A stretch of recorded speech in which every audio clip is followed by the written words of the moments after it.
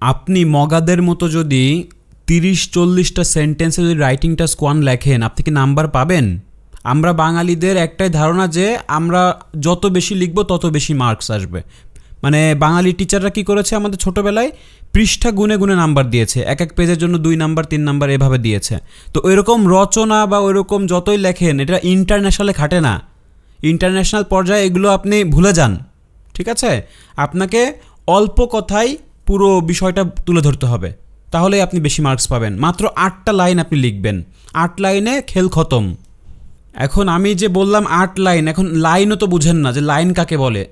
এখন লাইন বলতে আমি এটা বোঝাচ্ছি যে সেন্টেন্স বা বাক্য, ঠিক আছে? এখন এইখানে তো 2টা লাইন, কিন্তু আপনাকে লিখতে হবে 8টা সেন্টেন্স, অর্থাৎ ফুল স্টপ পর্যন্ত এক একটা বাক্য, ঠিক আছে? এই জন্য আমি বলতেছি 8টা বাক্য লেখেন, লাইন বললে আবার অনেকে বুঝবেন না। সো আপনাকে টোটাল বিষয়টা 8 সেন্টেন্সে আর কি ডিসক্রাইব করতে হবে, ঠিক আছে? মানে আমি 8 সেন্টেন্স বলতে অল্প সেন্টেন্সের কথাই বলছি। অল্প সেন্টেন্সে আপনি টোটাল বিষয়টা তুলে ধরবেন, তাহলেই হবে। আর একটা বিষয় হচ্ছে, আপনাদের যারা স্টাডি গ্যাপ, যাদের অনেক স্টাডি গ্যাপ আছে, এগুলো নিয়ে একদমই চিন্তা করবেন না, ঠিক আছে? কারণ আমি যেভাবে দেখাবো একদম দুর্বলরাও কিন্তু বুঝতে পারবে খুব সহজে। যে কোনো কোয়েশ্চেন আসুক তা আপনারা লিখতে পারবেন, আপনাকে শুধু নিয়মটা জানতে হবে। তো আমার সিম্পল হিসাব হচ্ছে, আমি রাইটিং টাস্ক 1-এ 3-এর ভেতরে 2 রাখবো, আর রাইটিং টাস্ক 2-এ আমি 6-এর ভেতরে 5 রাখবো, অর্থাৎ 7 পেলে আমি হ্যাপি, ঠিক আছে? সো দেখেন কিভাবে আমরা এটা করতে পারি। একটা কোয়েশ্চেন আগে দেখবেন, আমি স্টেপগুলো সব 1 বাই 1 বলবো, আগে চিত্রগুলো আপনাকে বোঝা শিখতে হবে, ঠিক আছে? কিভাবে চিত্রটা বর্ণনা করবেন দেখেন। তো রাইটিং টাস্ক 1, এখানে মুখস্থর কোনো বিষয় নেই, আপনার সামনে যেই তথ্যগুলো থাকবে সেগুলোই তুলে ধরতে হবে। এখন এখানে আপনাকে হেল্প করবে, চিত্র আপনাকে 70% তথ্য দিবে, আর কোয়েশ্চেন আপনাকে 30% তথ্য দিবে। এটার সমন্বয়ে আপনি 100% তথ্যগুলো ইনক্লুড করবেন, ঠিক আছে? এখন রাইটিং টাস্ক অনেক কী আসে, bar chart, pie chart, line graph, ঠিক আছে? এই বিষয়গুলো বেশি আসে। তো দেখেন এখানে আপনাকে টাইম দিয়েছে, মানে আপনার নেওয়া উচিত, বলতেছে যে 20 মিনিটস, ঠিক আছে? 20 মিনিট আপনার নেওয়া উচিত। এখানে আমি বলবো যে 5 মিনিট আপনি শুধু চিত্রতেই ব্যয় করেন, ঠিক আছে? শুধু 5 মিনিট ধরে ভাবেন যে চিত্র কোথায় কিভাবে এটা দেখিয়েছে, কোথায় বেড়ে গিয়েছে, কোথায় কমে গিয়েছে, কোথায় সেম হয়েছে, এই 3টা বিষয় দেখবেন। এখন দেখেন অ্যাটলিস্ট আপনাকে লিখতে হবে 150 ওয়ার্ডস, আর আমি তো বলে দিলাম আপনাকে এই 150 ওয়ার্ড আপনি 8টা সেন্টেন্সের ভেতরেই রাখবেন। হয়তো 160টা 165টা হতে পারে, ঠিক আছে? তো 170 বা 200 এত বেশি লেখার দরকার নেই, ঠিক আছে? ওকে, সো কোয়েশ্চেনটা আগে ভালো করে বুঝে নিই। দেখেন, the graph shows average annual expenditure on cell phone. এখানে বলতেছে যে বার্ষিক একটা খরচ দিয়েছে সেলফোনের, রেসিডেন্সিয়াল ফোন সার্ভিস বিটুইন কত 2001 থেকে 2010 সাল পর্যন্ত। আর এখানে বলছে summarize the information by selecting and reporting the main feature. আপনাকে মেইন ফিচারগুলো বলতেছে and make comparison where relevant it, অর্থাৎ যেখানে একটু তুলনা করতে প্রয়োজন সেখানে অবশ্যই আপনি তুলনা করেন, এই কথাটা বলেছে। তাহলে এখানে কি বুঝতে পারলেন যে গ্রাফটা দেখাচ্ছে একটা সেলফোন এবং রেসিডেন্সিয়াল ফোন, মানে একটা হলো ল্যান্ডলাইন আর একটা হলো সেলফোন, ঠিক আছে? এই দুইটা সার্ভিস 2001 থেকে 2010 সালের পর্যন্ত। তাহলে আপনি এখানে দেখতে পাচ্ছেন যে 1 সাল 10 সাল, তাহলে এইখানে হলো সাল, আর বাম পাশের দিকে তথ্যগুলো আগে দেখবেন। এখানে হলো আপনার ডলারের কথা বলতেছে। তো ডলার $200 থেকে শুরু হয়েছে, 300, 400, 500, 600, এখন 800 পর্যন্ত চলে গেছে। তো এখানে বলেছে যে এই হেডলাইনটা পড়বেন। চার্ট 1 বলতেছে average annual expenditure on cellphone and residential phone service 2001 থেকে 2010 সাল পর্যন্ত। আর এখানে দেখেন যে তারা মার্ক করে দিয়েছে, এই যে গ্রিন লাইনটা দেখতে পাচ্ছেন এটা হলো সেলফোন সার্ভিস, তার মানে এটা হলো সেলফোন সার্ভিস, আর রেসিডেন্সিয়াল ফোন সার্ভিস হলো এইটা। এখন দেখেন যে তারা সাল বলতেছে যে এই 2001 সাল থেকে যদি শুরু করে, প্রথমেই দেখেন তাদের $200 থেকে শুরু হয়েছে, আর এটা শেষ হয়েছে কোথায়, একদম 800-এর একটু নিচে। আবার দেখেন এখানে 2010 সালে এর কত টাকা ব্যয় ছিল, খরচ হয়েছে, আর এখানে হলো কত টাকা 2001 সালে ব্যয় করেছে। এটা কি রেসিডেন্সিয়াল ফোন হলো সবচেয়ে বেশি খরচ হয়েছিল এইখানে, কিন্তু যেখানে কিনা 2001 সালে সেলফোন মাত্র $200 খরচ করছিল, ঠিক আছে, গড়ে। এখন বুঝতে পারছেন যে 2001 সালে তো অত বেশি প্রচলন ছিল না সেলফোনের, তখন ল্যান্ডলাইন চলতো, তার মানে এইখানে একটু বেশি বেড়ে গিয়েছে। কিন্তু আস্তে আস্তে দেখেন যে 2001, 2, 3, 4, 5, 6-এ গিয়ে কিন্তু এটা ক্রস করে ফেলেছে, অর্থাৎ এগুলো একটু কমে যাচ্ছে আর আপনার সেলফোনটা বৃদ্ধি পাচ্ছে। তাহলে মূল বিষয়টা তো আপনি বুঝতে পেরেছেন যে সেলফোনের জনপ্রিয়তা মানে দিন দিন বৃদ্ধি পাচ্ছিল, আর যেটা কিনা 2006 সালে এসে সমান হয়ে গেছে। ঠিক আছে, আপনি যদি 6 সালের তুলনা করেন যে রেসিডেন্সিয়াল ফোন যত টাকা ব্যয় করছিল সেলফোনও অত টাকাই ব্যয় করছিল। সো এইভাবে এইখানে আপনি একটা তথ্য আপনি জুড়ে দিতে পারেন। তারপরে কোথায় কোথায় তথ্য বের করতে হয় সমস্ত তথ্যগুলো আপনি বের করে নেন চিত্র দেখে, এটাই আসলে আপনাকে খুঁজে বের করতে হবে। তো যারা এখনও বুঝতেছেন না, আমি একটু ইজি করে দিচ্ছি স্টেপ বাই স্টেপ কী কী ফর্মুলা আপনারা মানে ফলো করবেন, সেই ফর্মুলাগুলোই আমি এই চিত্র অনুযায়ী আজকে বর্ণনা করে দেখাবো। ঠিক আছে, তার আগে আমরা একটু দেখি যে আমরা ইন্ট্রোডাকশনটা কীভাবে লিখবো। আমি একটু দেখাই যে আমাদের টাস্ক ওয়ানের যে 6টা স্টেপ আছে, ইজি স্টেপ আমি বলবো। ঠিক আছে, স্টেপ 1 আপনি দেখবেন যে understand the question what when unit. তাহলে আমি বুঝবো, প্রথমে প্রশ্নটা বুঝবো। প্রশ্ন আমি কি বুঝলাম? প্রশ্নতে বুঝলাম যে একটা সেলফোনের কথা বলছে, রেসিডেন্সিয়াল ফোনের কথা বলছে, এটা সার্ভিস 2010 সাল থেকে 11 সালের একটা তথ্য দিয়েছে। ঠিক আছে, কত টাকা ব্যয় করছে, তাহলে এটা আমি বুঝলাম। তার মানে এখানে দেখেন যে প্রথমে প্রশ্নটা মনোযোগ দিয়ে পড়ে 3টা জিনিস বুঝে রাখবো। এক হলো গ্রাফটা কি দেখাচ্ছে, কোন সময়ের মধ্যে দেখাচ্ছে, আর মাপের একক কি, এটা ডলারে গুনতেছে। ঠিক আছে, অনেকে পার্সেন্টেজে গুনতে পারতো, নাম্বার অফ পিপলে গুনতে পারতো, আর এখানে সময়কাল 2001 থেকে 2010 সাল আমরা দেখতে পেলাম। আর গ্রাফটাতে কি দেখাচ্ছে, ফোনের একটা খরচ, এটা হতে পারে টেম্পারেচার বা পপুলেশন, অন্যান্য গ্রাফে অন্যান্য কিছু হতে পারে। সো এই 3টা জিনিস আমি মাথায় রাখবো, মনোযোগ দিয়ে পড়বো, এই 3টা জিনিস আমি বুঝে রাখবো। গ্রাফটা কি, কোন সময়, অ্যান্ড ইউনিটটা কি, এইগুলো ধরেই আমাকে লিখতে হবে। ঠিক আছে, আচ্ছা, তাহলে এতে করে আমি বুঝবো কি ওভারভিউটা আসলে কিভাবে আমাকে বানাতে হবে, এইগুলো আমরা মাথায় রাখবো। দ্বিতীয় নাম্বার স্টেপ দেখেন, আমি একবারই বলবো, মানে আসলে বেশি বোঝাবো না, কারণ আমি মানে ভিডিওটা বেশি লং করতে চাচ্ছি না। সো দেখেন যে রাইট দ্য ইন্ট্রোডাকশন, তো আপনাকে স্টেপ 2তে আপনাকে ইন্ট্রোডাকশন লিখতে হবে। মানে আপনি সরাসরি এখন চলে গেলেন, লিখতে গেছেন আপনি। ঠিক আছে, এখন কলম নিয়ে আপনি লিখবেন। প্রশ্নের বাক্যটা নিজের ভাষায় লিখতে হবে। প্রশ্নের যে বাক্যটা বলেছে সেটাই আপনি নিজের ভাষায় লিখবেন। কিভাবে? ওই কথাটাই শুধু একটু আপনি কি করবেন, সমার্থক শব্দ ইউজ করবেন। যেমন আপনার প্রশ্ন কি ছিল, the graph shows average annual expenditure on cellphone and residential phone service between এত থেকে এত সাল। তা আপনি নিজের ভাষায় কীভাবে লিখবেন, দ্য লাইন গ্রাফ, এখানে গ্রাফ বলেছে, আপনি বলবেন যে লাইন গ্রাফ অ্যাড করে দেবেন, যেই গ্রাফটাই দেখবেন। যদি এখানে টেবিল থাকে টেবিল বলবেন, লাইন থাকলে লাইন বলবেন। তো এটা আপনি আপনার মতো বলবেন। তাহলে এইভাবে বলতে পারেন যে দ্য লাইন গ্রাফ ইলাস্ট্রেটস, মানে চিত্রায়িত করে। ঠিক আছে, আর এখানে বলছে শোজ, তার মানে কি, কথা জাস্ট একটু ওয়ার্ডটা চেঞ্জ করে দিলাম। রাইটিংটা স্কোয়ানের কিছু ভাষা আছে, এই ভাষা ব্যবহার করলে আপনার ব্যান্ড হু হু করে বাড়বে। ঠিক আছে, তাহলে দ্য লাইন গ্রাফ ইলাস্ট্রেটস কি, the changes, the average yearly, অ্যানুয়ালকে আমরা বলতেছি ইয়ারলি। ঠিক আছে, expending on cell phone and residential phone, এই কথাগুলো দেখেন। এই এক্সপেন্ডিচার মানে কি, খরচ। এক্সপেন্ডিং আমি বলতে পারি, স্পেন্ডিং খরচ।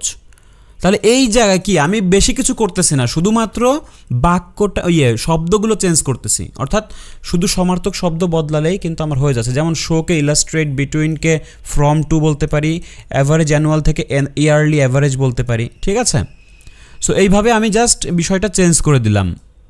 কোথায়, ইউনাইটেড স্টেট, এই কথাটা কোথায় পেলাম, হয়তো চিত্রতে ছিল, সেখান থেকে আমি এটা নিব।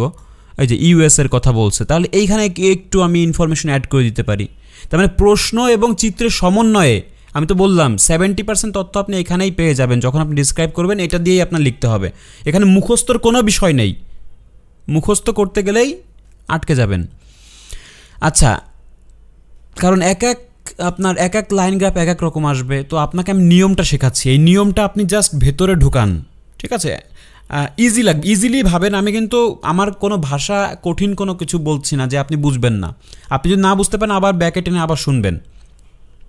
তাহলে আমি এখানে সমার্থক শব্দ দিয়েই কিন্তু আমার নিজের ভাষায় একটা ইন্ট্রোডাকশন লিখে ফেললাম। ইন্ট্রোডাকশন আপনি এক সেন্টেন্সে লিখবেন, একটা সেন্টেন্সে আপনার ইন্ট্রোডাকশন কমপ্লিট।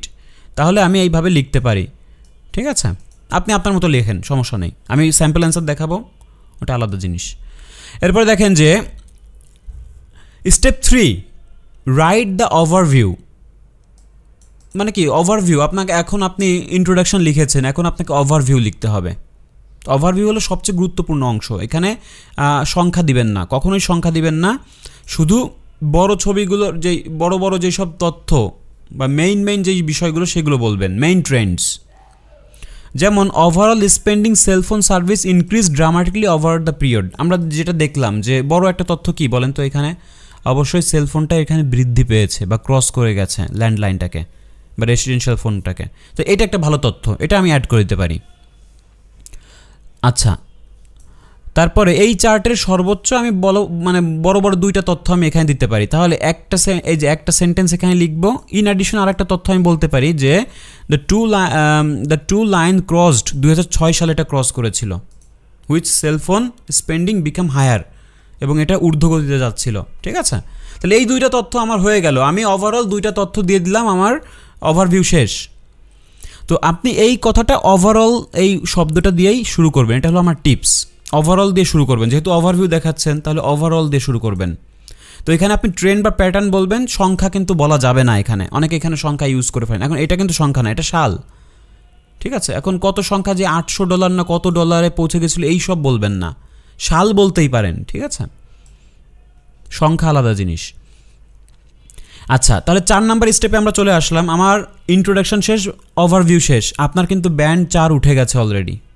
ঠিক আছে, আর 4 ব্যান্ড আমি উঠাচ্ছি। দেখেন, ডিসক্রাইব দ্য ফার্স্ট ট্রেন্ড। আপনি এখন বডি প্যারা 1-এ চলে আসলেন। ঠিক আছে, কারণ দেখেন আমি দেখাচ্ছি, এই যে আপনি প্রথমে হলো ইন্ট্রোডাকশন লিখে ফেলছেন, ওভারভিউটাও লিখে ফেলছেন। এখন আপনার কাজ কি? বডি প্যারা 1টা ডেভেলপ করা। বডি প্যারা 1-এ আপনাকে তথ্য দিতে হবে। এই যে ইনফরমেশন দিচ্ছি, আমরা ডলারের কথা বলছি, কখন কোন সালে কত ছিল এইগুলো বলবো। ঠিক আছে, তাহলে আমি বলতেছি যে এখানে বিস্তারিতভাবে বলতে হবে, একটা ট্রেন্ড শুরু থেকে শেষ পর্যন্ত আমি বলবো। তো 2001 সালে আমি শুরু করলাম যে ইন দ্য অ্যাভারেজ, মানে একদম শুরু থেকে শুরু করবেন, বুঝছেন? কারণ আপনি যদি প্রথমেই দেখেন, যেহেতু এটা একদম এইখান থেকে শুরু হয়েছে, তাহলে আপনি এই পাশ থেকে বলবেন না, আপনি বাম পাশ থেকে শুরু করবেন। ঠিক আছে, এটা হলো আপনার নিয়ম, বাম পাশ থেকে শুরু করেন 1 সাল থেকে এখন আপনি যান। আচ্ছা দেখেন, আপনি এটা দুইভাবে বলতে পারেন, এই চিত্রটাকে আপনি দুইভাবে বলতে পারেন। এক হচ্ছে আপনি বডি প্যারা 1-এ শুধুমাত্র সেলফোনেরটা বলে যেতে পারেন, অথবা এরকম করতে পারেন যে এই চিত্রটার অর্ধেক সাল আপনি সাল ভাগ করে নেন। যেমন 2010 সাল আছে, তাহলে 5 সাল পর্যন্ত কি ঘটেছে দুইটার ক্ষেত্রে, সেই সব তথ্য আপনি বলতে পারেন। মানে এটা আপনার উপর ডিপেন্ড করবে আপনি কিভাবে বলবেন। আপনি কি সেলফোনেরটা পুরো 10 বছরের তথ্য দিয়ে দিবেন বডি প্যারা 1-এ, নাকি আসলে বডি প্যারা 1-এ আপনি শুধু এই 2005 সাল পর্যন্ত কী ঘটেছে দুইটার ক্ষেত্রে সেটা আপনি বলবেন। আমার মনে হয় যে আপনি যে কোনো একটা করেন, তো আমরা এইভাবেও করতে পারি। সো দেখেন আমি কিভাবে আপনাকে ট্রাই করছি বোঝানোর। দেখেন এখানে আমরা বলতেছি in 2001 the average spending on cell phone services was about এত ছিল, $1 ছিল সেলফোনেরটা। It rose steadily and following the years reaching এত, আফটার দ্যাট এত পিকড অ্যারাউন্ড এত। সো এইটা আসলে টোটাল আমরা কি বলেছি, শুধুমাত্র সেলফোনের এই বিষয়টাই আমরা তুলে ধরেছি। এখন আপনি চাইলে আমি মডেল অ্যান্সার দেখাচ্ছি। মডেল অ্যান্সারে এইভাবে বলেছে যে আপনার 2001 সালে কী ঘটেছে, মোবাইল ফোন সার্ভিস এত থেকে শুরু হয়েছিল $200, ওয়াইল দ্য অ্যামাউন্ট অ্যানুয়াল কত খরচ হচ্ছিল, রেসিডেন্সিয়াল ফোন যেখানে $700 খরচ হচ্ছিল। তাহলে এইখানে আপনি দুইটা তথ্য দিলেন, 2001 সালে একটা সেলফোনের তথ্য দিলেন $200 আর রেসিডেন্সিয়াল তথ্য দিলেন হলো $700। তো আপনি ব্যালেন্স করে করবেন, সমস্যা নাই। আমি তো দুইটাই বললাম যে আপনি 2005 সাল পর্যন্ত এই দুইটা তথ্য দিতে পারেন, অথবা 2010 সাল পর্যন্ত আপনি একটা তথ্য দেন, পরবর্তীতে বডি প্যারা 2-তে আপনি এইটার সঙ্গে এটা কম্পেয়ার করবেন। ঠিক আছে, আমি আবার ক্লিয়ার করি যে আপনি বডি প্যারা 1-এ একটা তথ্য বিস্তারিত দিবেন, আর বডি প্যারা 2-তে আর একটা তথ্য আপনি কম্পেয়ার করে দিবেন। ঠিক আছে, মানে যখন করবেন তখন কম্পেয়ার করবেন বডি প্যারা 2-তে। তাহলে এইখানে আপনি সেলফোনেরটা বলতে পারেন, আর এখানে আপনি রেসিডেন্সিয়াল ফোনের কথা বলতে পারেন। যখন বলবেন তখন আপনাকে একটু কম্পেয়ার করতে হবে, মানে বডি প্যারা 2-তে সবসময় কম্পেয়ার করতে হবে। আচ্ছা আমি আর একটু দেখাই। তাহলে এই যে বডি প্যারা 1-এর কথা যখন আমরা বলছি, তো এখানে আমরা দুইভাবেই করতে পারি। তো এখানে সময়ের ক্রম অনুসারে লিখতে হবে আপনাকে, হয়তো 1 সাল থেকে তারপর আস্তে আস্তে উপরের দিকে যাবেন। Increase, rise, climb, go up, peak এসব শব্দ ব্যবহার করতে হবে।